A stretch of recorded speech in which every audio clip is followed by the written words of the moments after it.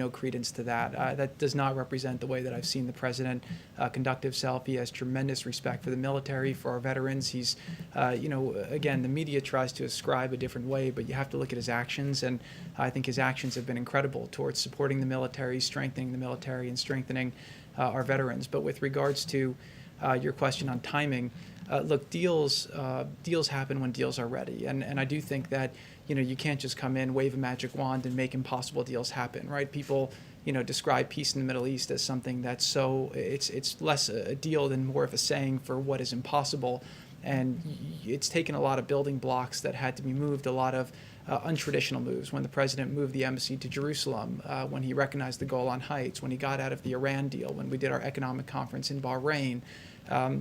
It's probably 50 decisions that the president's made that allowed him to create a different course. And each one along the way, you've had people like the magazine you mentioned before criticizing his foreign policy, saying it wasn't strategic, it didn't have a plan.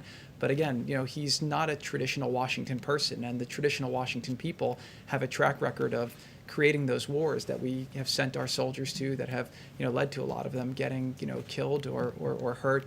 And President Trump's been ending those wars and bringing his soldiers back home. And so I would say deals happen when deals are ready. And the deal that you saw last week had nothing to do with the election. It had everything to do with the fact that it's time for the president to start harvesting some of the accomplishments that he spent years building the foundation in order to achieve. And what I would say too is that if you look at the world, foreign policy is a big chess game, and you have a lot of pieces all over the board in different places. And the president's been masterful with the way that he's built different relationships, taken some pieces off the board, created different issues in other places. And I think that he set the board up very, very well now to have continued successes in the years ahead. So obviously the voters will decide whether they give President Trump 4 more years. But if they do give him 4 more years, I think you'll see that Iran is in a much weaker position than they were 4 years ago.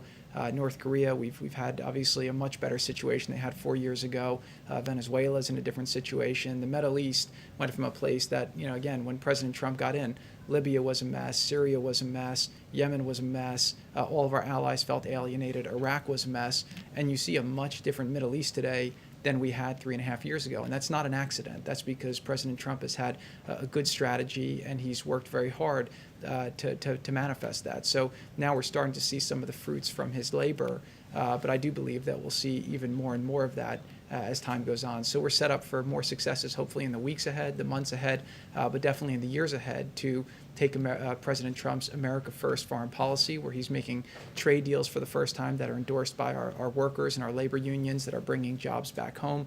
He's representing our farmers, he's representing our ranchers, he's representing our manufacturers, and he's also ending these endless wars and figuring out how to bring our soldiers home and fighting the threats from overseas so that Americans can prosper here at home.